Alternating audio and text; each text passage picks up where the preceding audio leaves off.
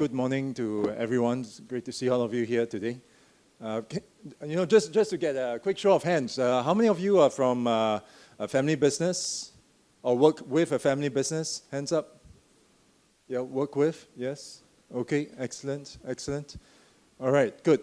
So this is quite important because, as you know, the family businesses, they're a major driver of the economy, a major employer as well, right? In some estimates, studies have anticipate that the proportion of family businesses in the industry, ranges from 60 to 90%. So this is something that's critical, right? In terms of how the family-owned firms can create an impact, right? Improve on contribute to this issue that we face around climate change. This is something that they can do. So this was really the basis of the research, right? The talk is entitled "How Asian Business Families Can Build a Legacy of Impact." But the research that was supported by Vital Wellspring and Dr. Michael Fu is entitled "Rethinking Impact: Operationalizing ESG in Business Families." And so I'll share a little bit more about the motivations behind this research and also some of the findings. Yeah, but I think important to note that the starting point, where we are starting from is this. It's exactly like what our some of our previous panelists had mentioned, right? There is a gap. There is a gap between the standards and where the firms are, okay?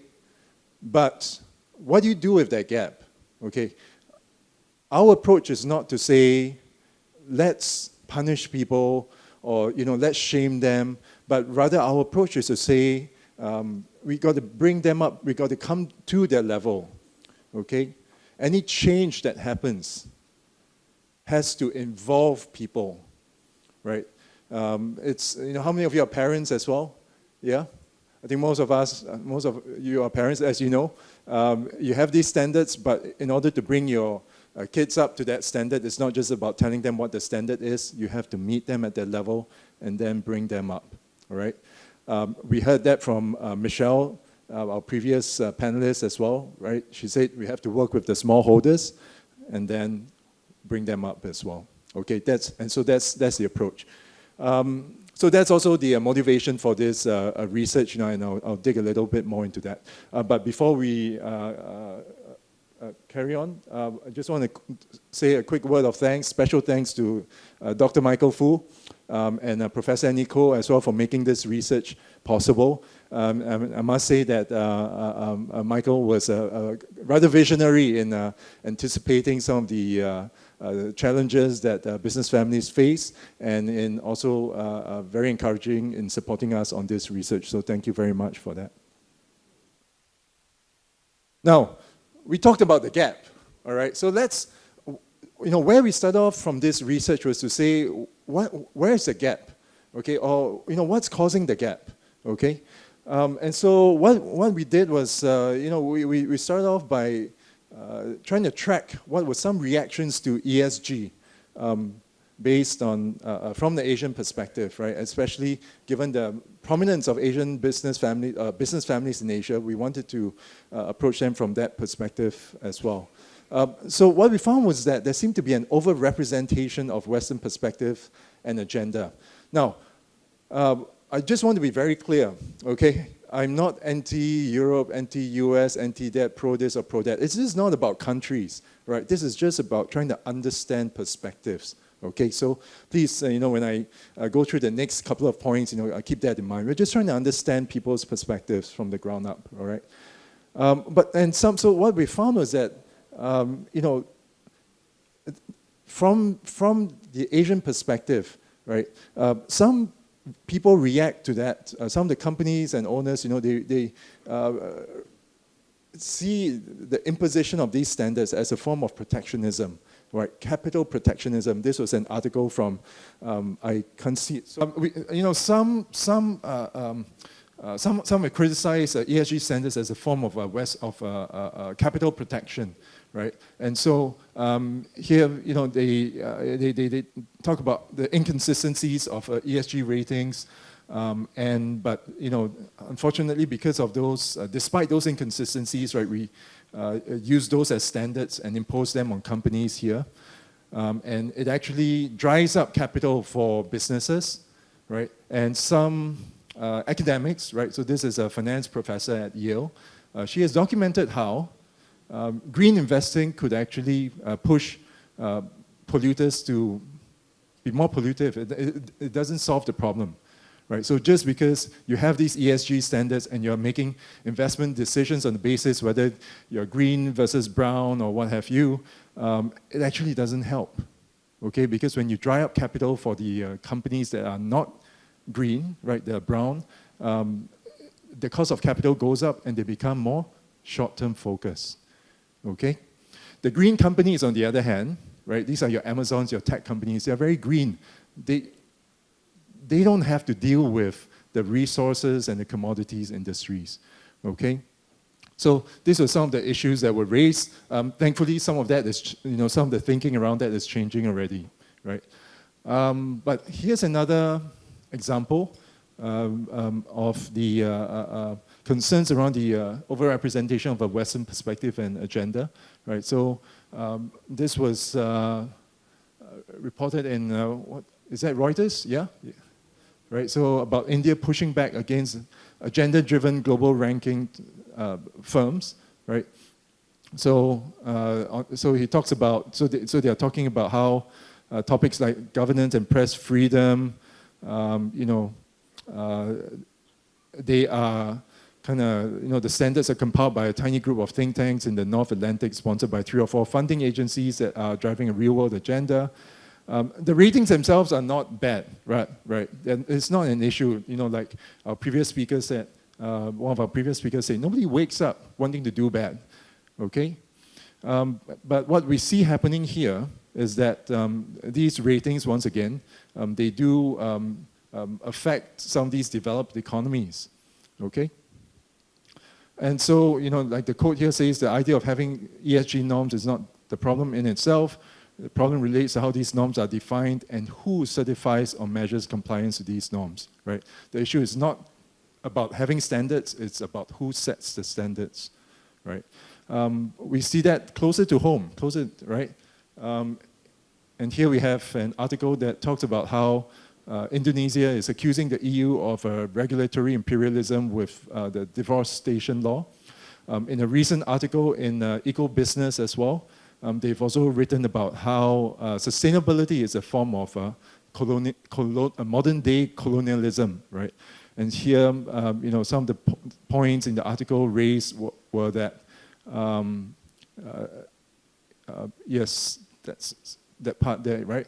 The country has also claimed that the ban on to be discriminatory as it favors European-grown oils such as rapeseed and sunflower, while diverting attention away from domestic environmental issues, right? So from previous session, again, we hear a lot of issues around palm oil, right?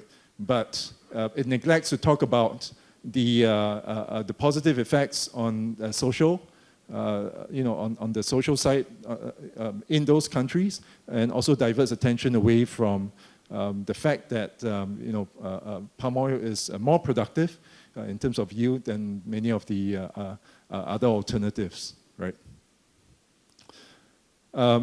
Some other points in the article talks about how it's the most significant in terms of accelerating social and economic development of many countries across Asia and Southeast Asia.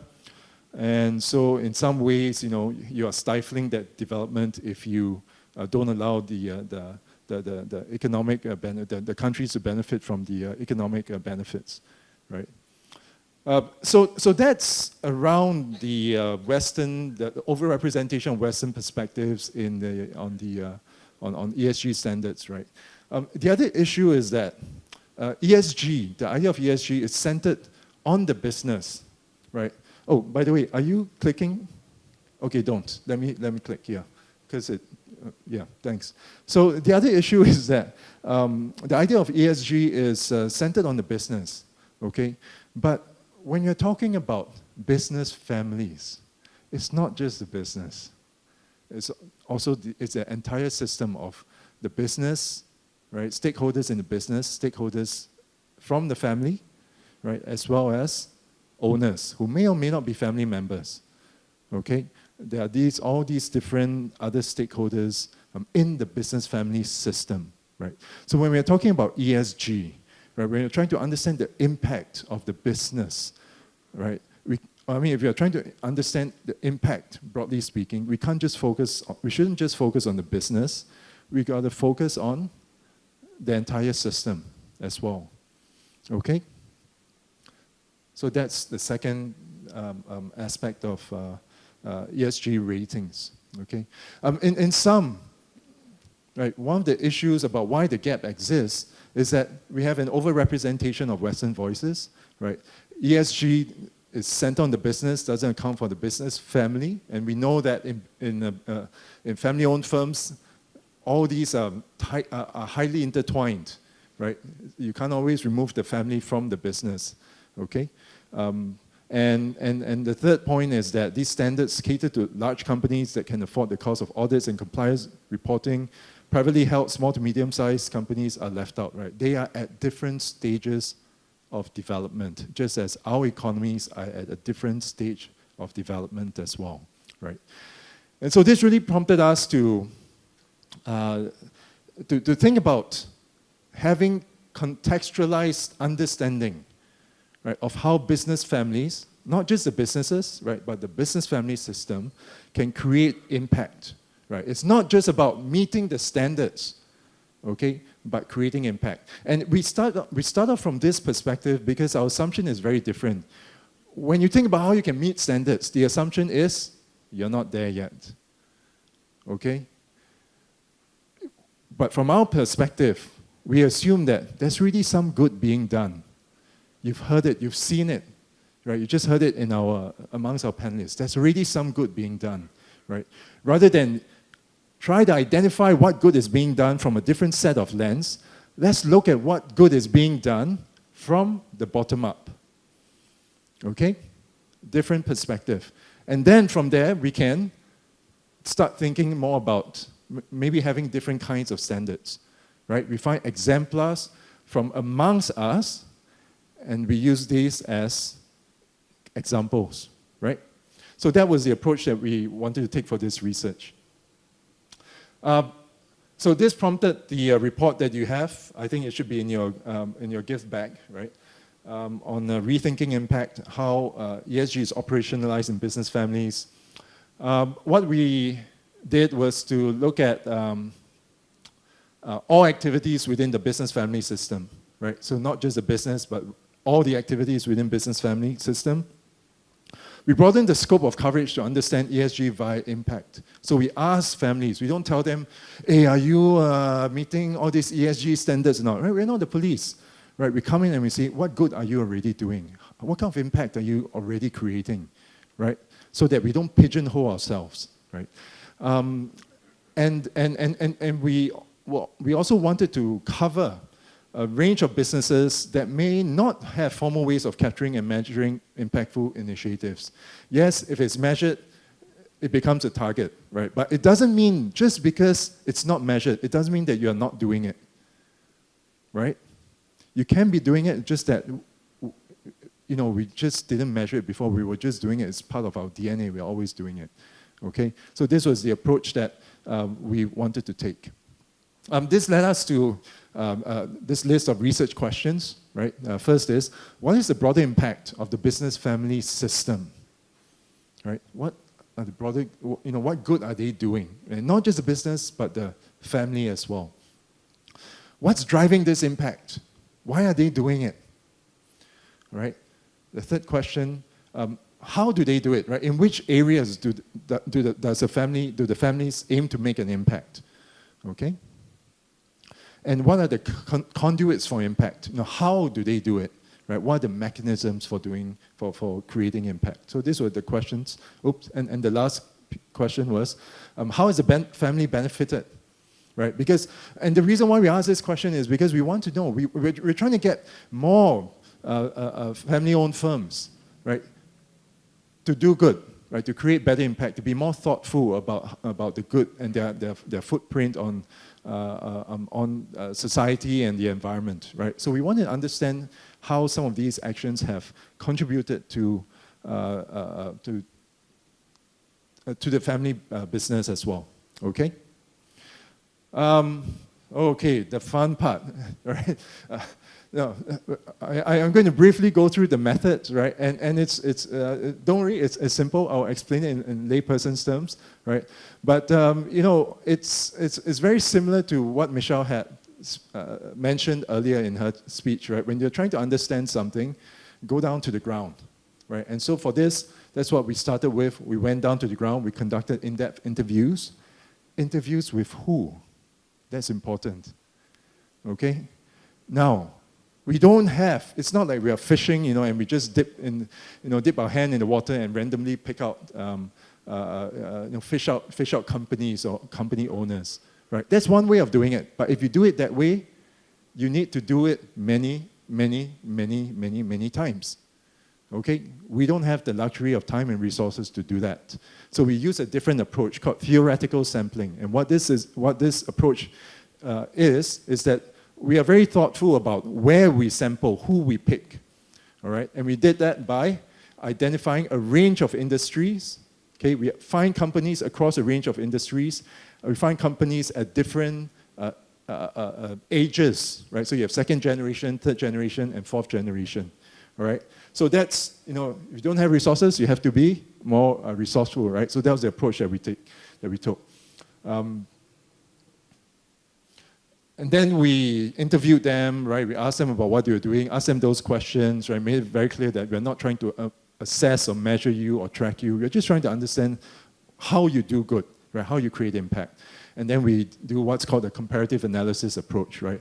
And we do this to generate some common themes, right? Common patterns, okay? Once we have these common patterns or common themes, right? About what good is being done, how they're doing it, why they're doing it, how they benefit from it. We then created a survey and we go out to families again. Right? We go out to families and now we get some sense of where the population is. Right? Once again, it's not a large sample, but that's okay. When you have small samples, oh, I think I have to go now. My plane is coming. Yeah. Or maybe there's John flying off to Taiwan. Yeah. No, when you have small samples, you can still do an analysis, right? It's not a regression analysis where you say X leads to Y. But what we did with this approach called QCA was to be able to identify the range of factors, right, that kind of correlate or are necessary, right, but sufficient, right, necessary and sufficient to explain the results that we are seeing. Okay, so different way of analyzing it, of analyzing the data, right? Not a large sample size study, but this is an approach that's suitable for smaller sample sizes, right? I won't go into further detail, but I just want to give you a sense of how the insights were generated. Okay, now key findings, right? Now, I had to go through some of the research methods as well because we start off with a mess, okay? Well, not a mess, but we start off because we're coming from the ground up. We come up with a lot of different different responses, and then we have to kind of theme them and group them together, right? So what were some of the different responses that we got in terms of motivations to impact, right? Very varied motivations, okay? We had these different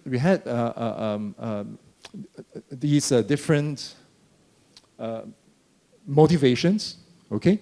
And then what we do next is we cluster them, put them into clusters, and we identified these 4 clusters, okay? The first cluster, in terms of motivation to impact, right, is what we call the internal orientation. Sorry, this is the external orientation, right? The external orientation in terms of their roles in society, right? And so you can see this is a quote from the CEO of a private company, right? The person talks about treating staff like family with love and care, right? when the staff work overtime, we send them cinema tickets and things like that. They are part of our family, and we look at them like our business partners, right? So this is kind of their obligation within society. Here's another quote, right? This person talks about gotong royong spirit, collective assistance, collective or mutual assistance. We help one another, right? These are values, right, that are that speak to their roles within society, right? So this is one of the drivers of impact. The second theme is around more of the internal values, okay? And so, this person talks about the need to create money and build with it is instilled in us, right? Because of some history within the family. This other Nicholas is here. Yeah, this other respondent, he has given his permission, by the way, for us to mention this, right? He talks about respect, right? That's something that's one of the values from the family, right? So you can see that this motivation comes from the family's values. It's internal, right? So we have the family values, right, in terms of their standing outside, they're standing in the community, and then we have the internal family values. And then we have this other theme called strategic altruism. And what this strategic altruism is that it needs to serve the business in some ways. It needs to be strategic, right? Our giving, our contribution needs to help the business. So this person talks about grandfather giving shares to the original employees as a form of his faith and a reward for their loyalty, right? So it's strategic in that sense. This other person talks about how they were focused on customers, right? Focusing on customers, and they moved from being a product company to being focused on to being customer driven, and they adopted that same mindset on the customer, right? That same mindset towards focusing on the customer, and applied it to serving non-profit organizations and charities. They treated these charities like a customer as well, and that's how we serve them, right? Very strategic. The fourth theme, okay, is on the fourth theme, around the motivation for why they give is that it's pragmatic, okay? And what pragmatism means in this way is that, we are not just giving until we are completely worn out, right? We're giving within our means, okay? We're giving within our means. We make money first and then we give, okay? So these were the four themes that we identified in terms of the motivations for impact, right? What's driving them? What's driving these business families? You can see this nice diagram in the report, right? But you can see that the two broader themes that were identified was a focus on values and a focus on the business as well, okay? I'm going to talk a little bit more about the areas of impact. Where are people making that impact? How are they contributing, right? And so here we see that the majority of firms involved, create an impact in sustainability, and this relates to the operations of the business. Some of them are involved in developing the industry as well, right? And a sizable proportion of them are, they look at staff welfare as well, okay? In terms of conduits for impact, what's the mechanism by which they are contributing and making the impact? Surprisingly or interestingly, right, we see that business expansion, when the business grows, that's how we contribute, right? That's how we make our impact, by growing the business, right? Ties in very nicely with the idea of strategic altruism, right? And also through our business operations, right? And then you have a smaller proportion doing it outside the business through the family, okay? Now, how do impact-related activities benefit business families, right? And so I think what's interesting here is that the majority of the benefit, right, comes from loyalty to the business, staff's loyalty to the business, okay? It also helps to, it also benefits the family's reputation as well as the business's reputation. So these are the main drivers in which, not the drivers, but the main benefits of how the business families see see how their work, their impact helps both business and the family, right? So, I have just a couple, like 2 more slides to wrap up, right?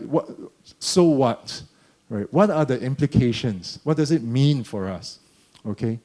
And I think what's surprising here is that, and maybe it's not surprising to you, right? Many of you are working in the business families, right? But what stands out is this emphasis on the social performance, right? In terms of employee retention, loyalty, retention of vulnerable or low-income employees, their community involvement, right? This aspect, in terms of the social, right? This aspect of ESG doesn't get emphasized as much, okay? And maybe for Asian business families, given our history, given our legacy, given the stage of economic development in our economies, this is the area where we can make the most impact, right? The other aspect is this: where does industry development fit in, right? We saw that I think close to 70%, like 65% or so, right, of families were involved in industry development. Right? Once again, this alludes to the stage of our economies, right? Still developing, and what we see is a lot of these families also getting involved in developing industries, raising standards, raising the competition, right? Raising the skill levels as well, right? And so that aspect of the impact and contribution tends to be overlooked, right? Now, the final slide that I have is, how do you prepare business families for impact? Right? Some of you are working with business families, whether as executives, some of you are leading families, or some of you are next gens in business families. What can you do? Right? We have a little framework here in the report, right?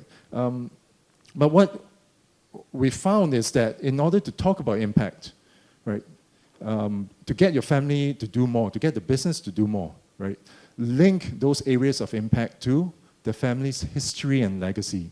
We found history and legacy to be a driver, right? So if you can link the good that you are trying to accomplish, link it back to the history and legacy, that can help, right? And in the first panel, you've heard a lot about that as well. Link it to the external forces that are affecting the business, right? Now, they're very practical people, right? So when you can link it to a new competitive threat, new regulations that are coming, okay? That helps to convince management, senior management, current gen owners, current leadership, right, to embark on more of these initiatives, right? And the final point in terms of how to better prepare business families for impact is to emphasize the role of family and business in society and community, right?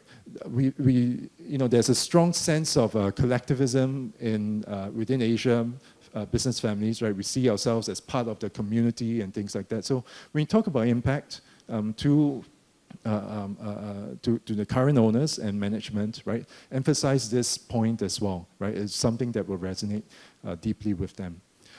So on that note, thank you very much. This research was conducted by my colleagues Esther Kong Wave and Juliana Ko over there, yeah. And once again with the very kind support of Dr. Michael Fu from Vital Wellspring and also Professor Annie Ko, who helped make the magic happen. So on that note, thank you all very much for listening. I hope you found this helpful. You can reach out to us if you'd like to chat more. Okay, so thank you very much.